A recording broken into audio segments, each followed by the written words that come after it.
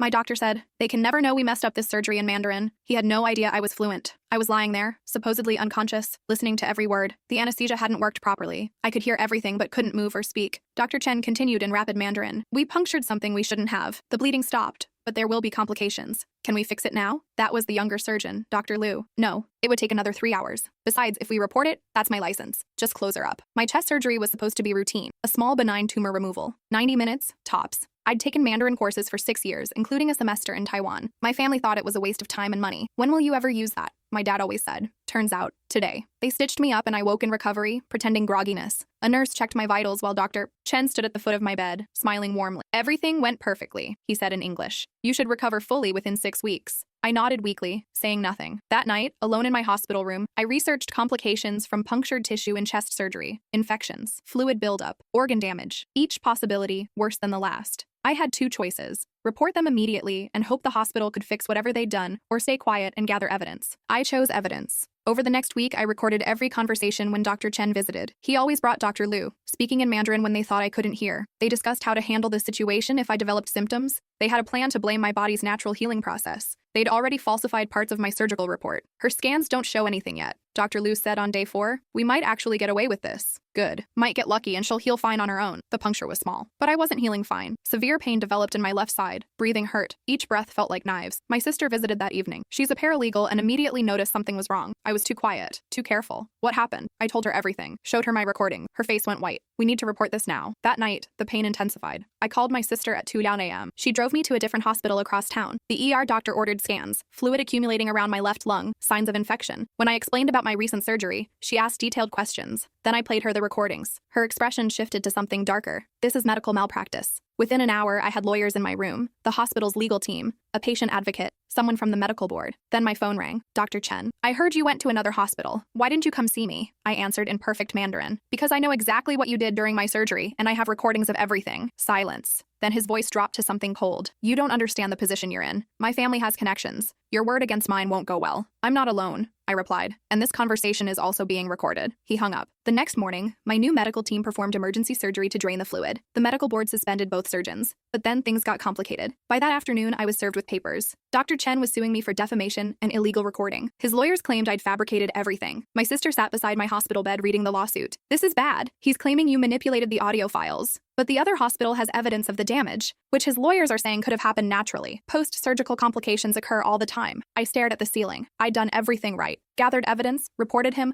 followed proper channels. And now I was being sued. Then my phone buzzed. An email from an unknown address. The subject line was in Mandarin. I can help. I opened it. I was Dr. Chen's surgical nurse for 5 years. He's done this before. I have documentation, but I need immunity before I come forward. If you're willing to fight this, contact me. My finger hovered over the reply button. I looked at my sister. Read this. She scanned the email, her eyes widening. This could change everything, but it could also be a trap. How? Dr. Chen could have sent it. To see what you'd say. To get more ammunition for his lawsuit. I hadn't thought of that. My pain medication made everything foggy. What do I do? My sister pulled out her laptop. Let me call someone I trust. A lawyer who specializes in medical malpractice. We need professional guidance before responding. 3 hours later, a woman named Patricia Vance sat in my hospital room. Mid-50s, gray hair pulled back tight, eyes that missed nothing. Tell me everything, she said. From the beginning. I did. The surgery, the Mandarin conversation, every recording, the lawsuit. When I finished, she nodded slowly. First, the good news. Illinois is a one-party consent state for recordings. You're allowed to record conversations you're part of, even if the other party doesn't know. Dr. Chen's claim about illegal recording won't hold up. Relief flooded through me. The bad news? Patricia's expression hardened.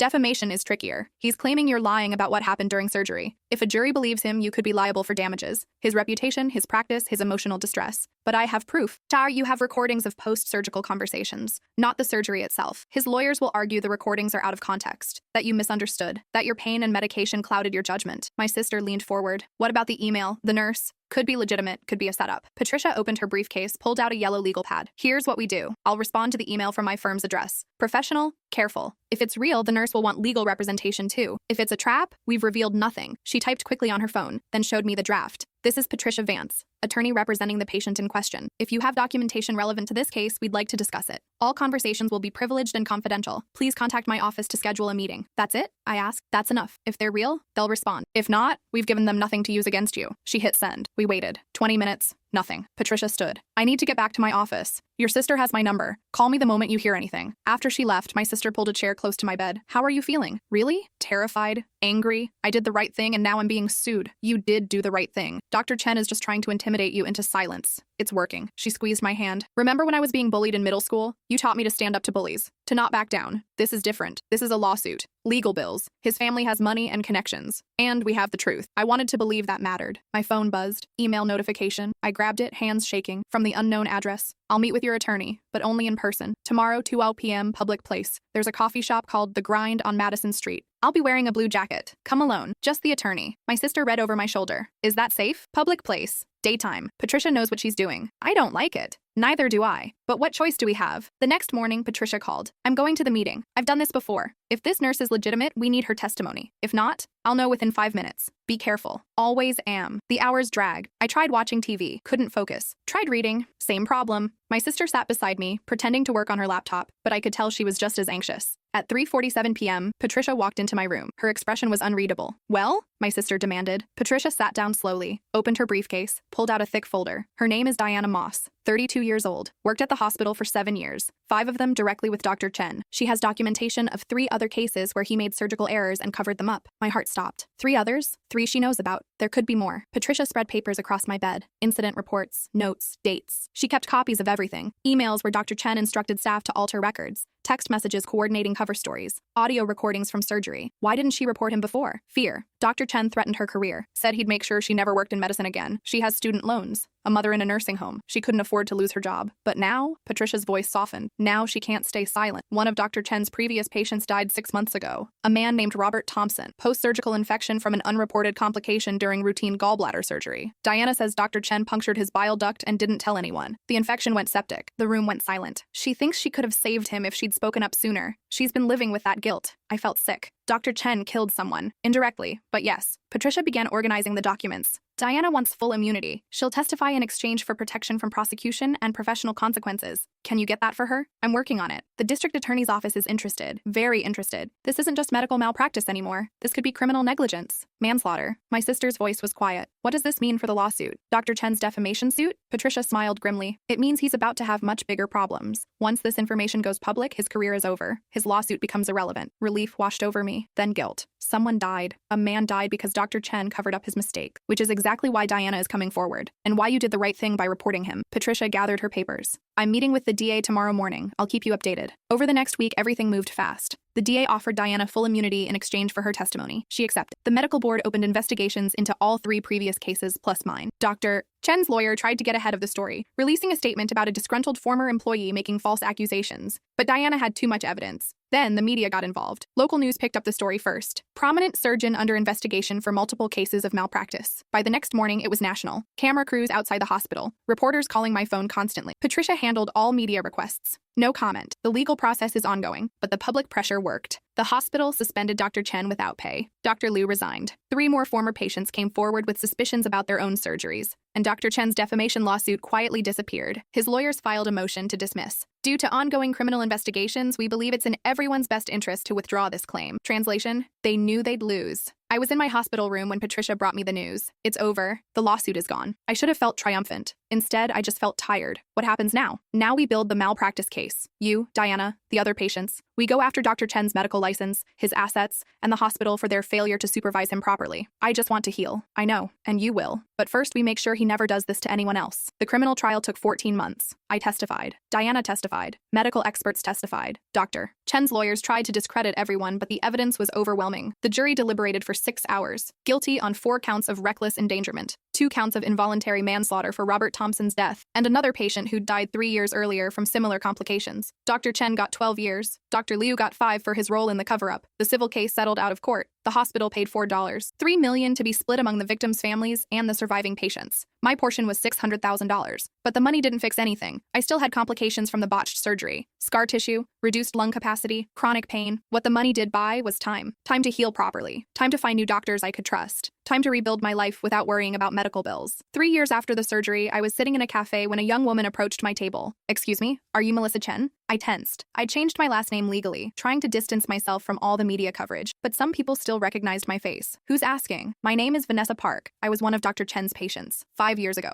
I gestured to the empty chair. Sit. She did, hands shaking slightly. I saw the trial on the news. I didn't come forward because I wasn't sure. My surgery had complications, but the doctors said it was normal, that bodies sometimes don't heal perfectly. What kind of surgery? Appendectomy. Routine. But afterwards, I had terrible pain, infections. I was in and out of the hospital for months. They kept saying it was my immune system. Bad luck. I knew where this was going. But now you think it was Dr. Chen. I requested my surgical records last month. There are inconsistencies, notes that don't match, times that don't add up. She pulled out a folder. I don't know what to do with this information. The trial is over. He's in prison. But you deserve answers. I just want to know the truth. Did he mess up my surgery too? Or am I being paranoid? I took the folder, skimmed the documents. Even with my limited medical knowledge, I could see the red flags. Gaps in the timeline, vague descriptions of complications, the same patterns Diana had identified in other cases. Have you talked to a lawyer? I can't afford one. I'm still paying off my medical bills from 5 years ago. I pulled out my phone, called Patricia. I'm sending someone your way, pro bono. She needs help. Patricia didn't hesitate. Send her over. I gave Vanessa the address. Patricia Vance. Tell her I sent you. She'll look at your records. Vanessa's eyes filled with tears. Why would you help me? You don't even know me. Because someone helped me. Because this is how we make sure Dr. Chen's victims get justice, even the ones who didn't know they were victims. She left with the address clutched in her hand. Over the next 2 years, 7 more former patients came forward. Patricia built cases for each one. Some settled, some went to trial. All of them got acknowledgement that what happened to them wasn't their fault. The hospital implemented new protocols, mandatory recording of all surgeries, independent review boards, whistleblower protections for staff who report concerns. Not perfect, but better. I started volunteering with a patient advocacy group, teaching people their rights, how to recognize warning signs of medical negligence, how to document everything, how to find good lawyers. My sister said I'd become obsessed. Maybe she was right. But every time I helped someone navigate the medical system, I thought about myself lying on that operating table, unable to move, listening to doctors discuss how to cover up their mistake. How many other people were in that same position right now? How many were too scared to speak up? On the 5th anniversary of my surgery, I gave a talk at a medical conference. Hospital administrators, doctors, nurses, people who needed to hear what happens when the system fails. I told them my story, every detail. The Mandarin conversation, the cover-up, the lawsuit, the other victims. When I finished, a young surgeon raised his hand. What should I do if I witness something like this? Report it. Immediately. Don't wait. Don't convince yourself it wasn't that bad. Don't worry about your career or your reputation. Report it. But what if I'm wrong? What if I'm overreacting? Then you're wrong. Better to overreact than to stay silent and let someone get hurt. An older doctor stood. Ms. Chen, with all due respect, it's not that simple. Medical errors happen. We're human. Sometimes reporting every little thing creates a culture of fear where doctors are afraid to practice medicine. I looked at him directly. Dr. Chen's mistake wasn't an error. His cover-up wasn't human. His choice to let me suffer rather than fix what he'd done wasn't practicing medicine. It was malpractice. And the culture of fear you're describing, that's what protects doctors like him. The room went quiet. After the talk, a nurse approached me. Older woman, maybe 60. I was in the OR when Dr. Chen operated on you. My stomach dropped. What? I was the anesthesia nurse. I didn't know about the Mandarin conversation. I was focused on your vitals. But I knew something was wrong. The surgery took too long. There was more bleeding than there should have been. Her voice cracked. I should have said something. Did you suspect what he'd done? Not at the time. But later, when the investigation happened, when I saw the evidence,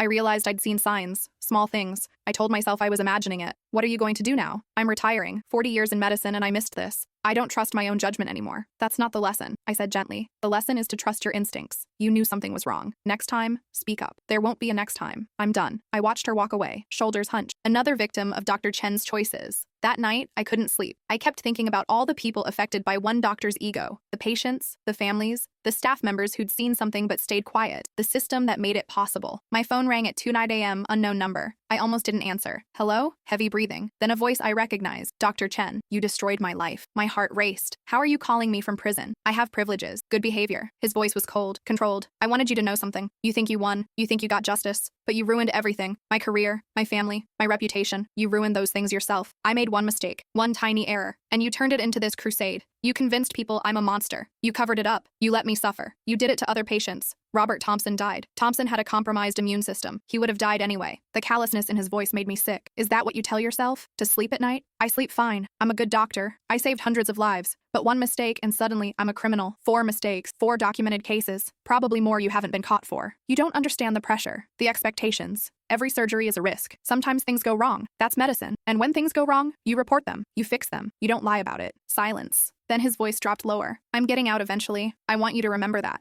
I'm getting out and I'll rebuild my life. And you'll still be the bitter woman who couldn't let go of one bad surgery. I'm not bitter. I'm protecting people from you. You're obsessed. You've made hating me your entire identity. What happens when I'm out of prison and you realize you wasted years of your life on this vendetta? He hung up before I could respond. I sat in the dark, shaking. He was wrong. This wasn't obsession or bitterness. It was accountability. But his words stayed with me. Had I made this my entire identity? I called my sister the next morning. Am I obsessed? With what? This. Dr. Chen. The advocacy work. All of it. She was quiet for a moment. You're dedicated. There's a difference. He called me last night from prison. Said I destroyed his life. Jesus, did you report it? Not yet. Do it. That's harassment. I know, Is he right? Have I turned this into something unhealthy? You help people. You prevent other doctors from doing what he did. How is that unhealthy? Because sometimes I can't think about anything else. I see medical malpractice everywhere. I question every doctor. I read surgical reports for people I don't even know. Okay, that might be a bit much. I thought so. Have you considered talking to someone? A therapist? I had. Multiple times. Always convinced myself I didn't need it. Maybe it's time. Finding the right therapist took 3 tries. The first one wanted to focus on forgiveness. You need to let go of your anger at Dr. Chen. I never went back. The second one kept suggesting I had PTSD from the surgery. Maybe I did, but she treated it like the only thing wrong with me. The third one, Dr. Beverly Nguyen, was different. Mid-40s, calm presence, didn't try to diagnose me in the first session. Tell me why you're here. I think I'm too involved in medical advocacy work. Someone said I'm obsessed. Are you? I don't know. Maybe. Why did you start doing advocacy work? Because I wanted to help people who went through what I went through. And does it help them? Yes, I think so. Does it help you? That stopped me. What do you mean? Does the advocacy work make your life better? Or does it keep you stuck in the trauma? I'd never thought about it that way. Both, maybe. Tell me about a typical week. What does your time look like? I walked her through it. Work 3 days a week as a medical transcriptionist, volunteer work 2 evenings, reviewing cases on weekends, talks and presentations once a month. What do you do for yourself? For fun? Silence. I used to paint before the surgery. When's the last time you painted? 5 years ago. Dr. Nguyen wrote something down. Here's what I'm hearing. You experienced a trauma. You channeled that trauma into advocacy work, which is admirable and helps people. But somewhere along the way, the advocacy became all-consuming. You lost parts of yourself that existed before the trauma. So I am obsessed. I think you're stuck. There's a difference. Obsession implies something unhealthy and compulsive. Being stuck means you haven't figured out how to move forward while still honoring what happened to you. How do I get unstuck? We work on it together, gradually. We don't abandon the advocacy work, but we rebuild other parts of your life. We find balance. Over the next year, I learned what balance looked like. I set boundaries. No case reviews after 7 p.m. No checking emails on weekends. 1 day per week with 0 advocacy work. I bought art supplies. Started painting again. Terrible at first. My hands had forgotten how to hold a brush. But slowly, something shifted. The advocacy work remained important, but it wasn't everything. I had other interests, other goals. I started dating. Nothing serious at first. Coffee dates that went nowhere. Then I met Andrew at a bookstore. He was buying a biography of Jonas Salk. I was buying a thriller. Medical history fan? I asked. Infectious disease researcher. You? Reluctant medical expert. Long story. He smiled. I like long stories. We dated for 8 months before I told him about Dr. Chen. I was nervous. Would he see me differently? Would he think I was damaged? Instead, he said, that must have been terrifying. I'm sorry that happened to you. No pity, no judgment, just acknowledgement. It made me who I am now, for better or worse. I like who you are now. We got married 2 years later. Small ceremony. My sister as maid of honor. A few close friends. Patricia Vance came, which surprised me. You're one of the good ones, she said at the reception. Don't lose that. I'm trying not to. Keep trying. The world needs more people like you. 6 months after the wedding, I got an email from Diana Moss. Subject line, thought you'd want to know. Dr. Chen had been denied parole. The board cited lack of remorse and continued minimization of his actions. He'd serve at least another 3 years. I thought I'd feel satisfaction, victory. Instead, I just felt tired. This man had taken so much from so many people, and he still didn't understand what he'd done wrong. I closed the email and went back to painting. A landscape, trees and mountains. Something peaceful. Andrew came into my studio. Everything okay? Dr. Chen got denied parole. How do you feel about that? Honestly, I don't know. Part of me thinks he should stay in prison forever. Part of me thinks it doesn't matter anymore. Does it change anything for you? No, my life is my life. He's just someone who hurt me once. He doesn't get to define who I am. Good. That night, I lay in bed thinking about the past 7 years. The surgery, the cover-up, the trial, the advocacy work. All of it had shaped me, but it didn't own me anymore. I thought about the younger version of myself, lying on that operating table, hearing Dr. Chen decide to cover up his mistake. If I could tell her anything, what would it be? That she'd survive this. That she'd be stronger than she knew. That speaking up would be hard but worth it. That she'd help other people. That she'd find love and purpose and peace. That knowing Mandarin wasn't a waste of time after all. My dad called the next morning. We didn't talk often. The trial had strained our relationship. He'd wanted me to settle quietly, take the money, move on. I saw Dr. Chen got denied parole, he said. News travels fast. Are you okay? I'm fine, Dad. Silence. I owe you an apology. About the Mandarin classes. I was wrong. You were right to study it. And it was the closest he'd ever come to saying I told you so. Thanks, Dad. Your mom and I are proud of you. What you did took courage. My throat tightened. I just did what I had to do. That's what courage is. After we hung up, I cried. Not from sadness, from release. 7 years of carrying this weight, and finally, I could set some of it down. The advocacy work continued, but differently. I trained other advocates, taught them what I'd learned, passed on Patricia's number to people who needed legal help, spoke at conferences, wrote articles about patient rights. But I also painted, traveled, spent time with Andrew, had dinner with my sister, lived a life that wasn't defined by one traumatic event. 10 years after the surgery, I received a letter, prison letterhead, Dr. Chen. My first instinct was to throw it away, but curiosity won. The letter was short, handwritten. Ms. Chen, I'm writing this because my therapist says I need to take accountability. I don't expect you to forgive me. I don't expect you to respond. I made a mistake during your surgery. I panicked. I covered it up. I convinced myself it would be fine, that you'd heal, that no one would know. I was wrong. I hurt you. I hurt other patients. I destroyed my career and my family's trust. I deserve to be here. I spent years blaming you, telling myself you were vindictive, that you ruined my life over one error. But I ruined my own life by lying, by choosing my reputation over your health, by doing it again to other patients. I can't undo what I did. I can't give you back the health you lost or the pain you endured. All I can offer is this acknowledgement. You were right. I was wrong, and I'm sorry. Dr. David Chen. I read it 3 times. Looking for insincerity, hidden motives, manipulation. Maybe it was there. Maybe it wasn't. It didn't matter. I folded the letter and put it in a drawer. Not to treasure, not to obsess over, just to acknowledge and move on. That evening, Andrew and I went for a walk. It was autumn, leaves changing colors, cool air that didn't hurt my lungs anymore. My breathing had improved over the years. Not perfect, but better. Dr. Chen wrote to me. I said, what did he say? That he's sorry, that I was right. How do you feel? Okay. It doesn't change anything, but it's nice to hear. Are you going to write back? No, there's nothing to say. We walked in comfortable silence. Married 3 years now, talking about maybe having kids. The thought terrified me. What if something went wrong? What if a doctor made a mistake? But I couldn't live my life in fear of what might happen. I'd already lost too much time to that fear. I think I'm ready, I said. For what? Kids? Family? Moving forward? Andrew stopped walking, turned to face me. Are you sure? No. But I'm sure about us. The rest we'll figure out. He kissed me. We'll figure it out together. 18 months later, our daughter was born. Healthy. Perfect. I made Andrew check with the doctors 17 times. We named her Diana, after the nurse who'd had the courage to speak up. The first time I held her, I thought about all the what-ifs. What if the anesthesia had worked properly and I'd never heard Dr. Chen's conversation? What if I hadn't studied Mandarin? What if I'd stayed quiet? My life would be completely different, maybe easier, definitely less complicated, but I wouldn't have met Patricia, wouldn't have helped the other patients, wouldn't have learned how strong I could be, wouldn't be holding this perfect little girl who existed because I'd survived. Diana started crying, hungry already. She's got your determination, Andrew said. Let's hope she never needs it like I did. But if she did, I'd teach her. Teach her to trust her instincts, to speak up, to fight for what's right even when it's hard. Teach her that knowing a second language might save your life someday. Teach her that courage isn't the absence of fear. It's doing the right thing despite it. On Diana's first birthday, I got another email from Vanessa Park, the woman who'd approached me in the cafe years ago. I wanted you to know I won my case, $200,000 settlement. But more importantly, the hospital admitted fault. They acknowledged what Dr. Chen did to me. That validation meant more than the money. Thank you for helping me find Patricia. Thank you for believing me. Thank you for showing me it was possible to fight back and win. I'm starting nursing school next semester. I want to be the kind of medical professional who speaks up, who protects patients, who does the right thing. You inspired that. Vanessa, I showed Andrew the email. This is why it mattered.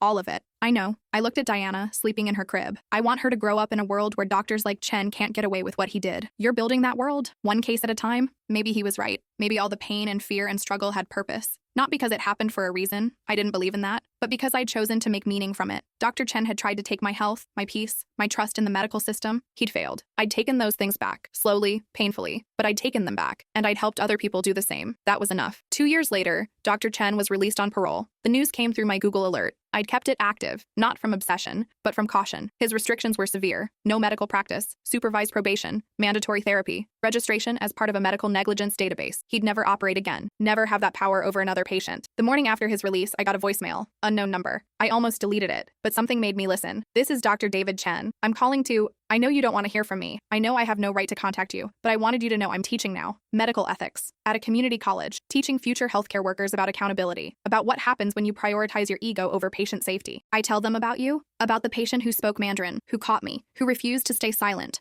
I don't use your name, but I tell your story as a cautionary tale. I hope you're well. I hope you've healed. I hope you found peace. I'll never contact you again. I just wanted you to know that every day, I'm trying to make sure no one else does what I did. I saved the voicemail, not sure why. Maybe as evidence of growth, maybe as closure, or maybe just as a reminder that people can change. Not enough to undo the harm, but enough to stop causing new harm. That evening, I painted a self-portrait, something I'd never been brave enough to attempt before. I painted myself as I was now, not as the victim on the operating table, not as the crusader fighting for justice, just as myself, a woman, a wife, a mother, a survivor. Andrew came into the studio as I was finishing. That's beautiful. It's honest. Same thing. I looked at the painting, at the woman I'd become, scarred but strong, changed but whole. I think I'm ready to stop now, I said. Stop what? The advocacy work, the talks, the cases. I want to pass it on to other people. Let them carry it forward. Are you sure? I've done my part. It's time to just live my life. What will you do instead? I gestured to the painting. This. Art, family, maybe write a book about everything that happened, but on my own terms, when I'm ready. You'd be a good writer. We'll see. That night, I drafted an email to Patricia. I'm retiring from advocacy work, but I want to fund a scholarship for law students interested in medical malpractice. Can you help me set that up? She responded within an hour. I'd be honored. Let's meet next week. The scholarship launched 6 months later. The Melissa Chen Patient Advocacy Award, $10,000 annually to a law student committed to protecting patient rights. The first recipient was a young woman whose father had died from surgical negligence. She reminded me of myself 10 years ago, angry, determined, ready to fight. Thank you, she said at the ceremony. This scholarship makes law school possible for me. Use it well, I replied. Fight the good fight, but don't let it consume you. I won't. I hoped that was true. Life settled into a new rhythm. Painting, motherhood, marriage, ordinary happiness. Diana grew, started talking. Her first word was dada. Her second was paint. She loved watching me work in the studio. What you making, mama? A landscape? See the mountains? Pretty. Want to help? She did. Her little hands covered in paint. Making a mess, creating something beautiful from nothing. Maybe that was the real lesson, that from trauma and pain and fear, you could create something new, something that looked nothing like the original hurt. You could take what broke you and build something stronger. 15 years after the surgery, I ran into Dr. Liu, at a grocery store of all places. We both froze. Recognition, then awkwardness. Ms. Chen, he said quietly. Dr. Liu, I wanted to apologize for my role in everything. I was young and scared, and I let Dr. Chen convince me to.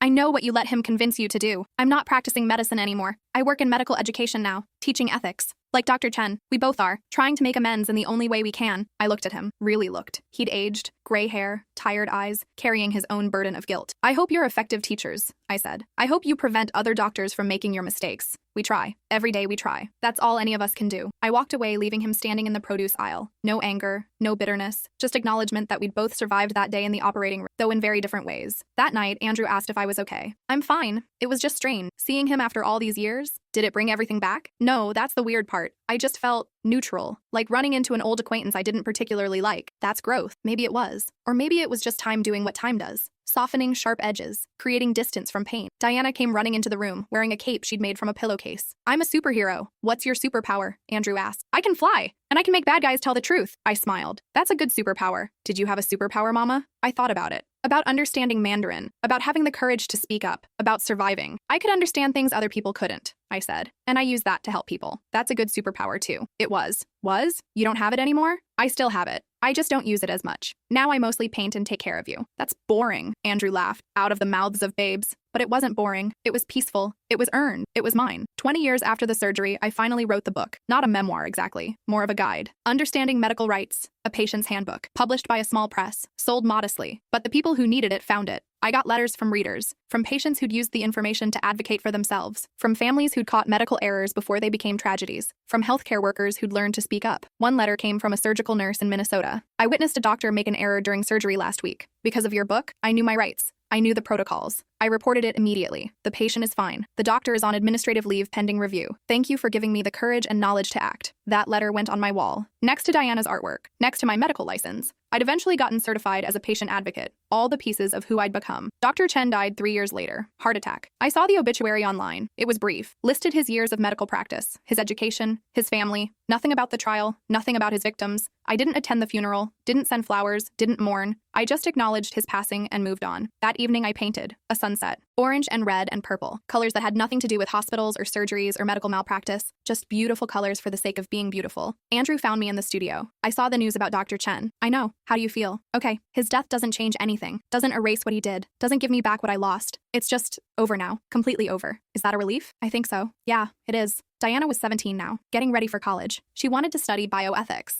The irony wasn't lost on me. Are you sure? I asked when she told me her plans. You know the story. You know what happened to me. That's exactly why I want to study it. Someone has to make sure the system works better. Why not me? Why not indeed? My daughter, my fierce, brilliant daughter, taking up the fight in her own way. Just promise me you'll take care of yourself too. Don't let it consume you. I promise, Mom. I hoped she'd keep that promise better than I had. On the anniversary of my surgery, 25 years later, I went back to the hospital where it happened. Not the same building. They'd torn it down and built a new facility. Modern, clean, supposedly better. I stood outside looking at the entrance, remembering the young woman I'd been. Scared, in pain, not knowing how that one surgery would change her entire life. If I could talk to her, what would I say? That it gets better. That she's stronger than she knows. That the Mandarin classes matter. That her sister will be there. That she'll find love, have a daughter, paint again, live a full life despite everything. That the fear and pain are real, but they're not forever. That speaking up is worth it, even when it's hard. I pulled out my phone, took a picture of the hospital, posted it on social media with a caption. 25 years ago today, I had surgery. It changed my life in ways I never expected, but I survived. I thrived. And I helped change a broken system. To anyone facing their own battle with medical negligence, you're not alone. Document everything. Find good lawyers. Speak up. Fight back. And then, when you're ready, let it go. Build a life that's bigger than what hurt you. You can do this. The post got thousands of likes, hundreds of comments, people sharing their own stories, asking for advice, offering support. I read through them, responding when I could. Then I put my phone away and went home. Andrew had dinner ready. Diana was home from college for the weekend. We sat around the table talking about ordinary things, classes, work, weekend plans, normal, peaceful, good. After dinner, I went to my studio, started a new painting, not of trauma or pain or hospitals, just a mother and daughter painting together, creating something beautiful. Because that's what I'd learned in 25 years. You can't undo the past, can't erase what hurt you, can't make it disappear, but you can create something new, something that honors what you survived while celebrating who you've become. You can choose every single day to be more than what broke you, and sometimes that choice is the only superpower you need.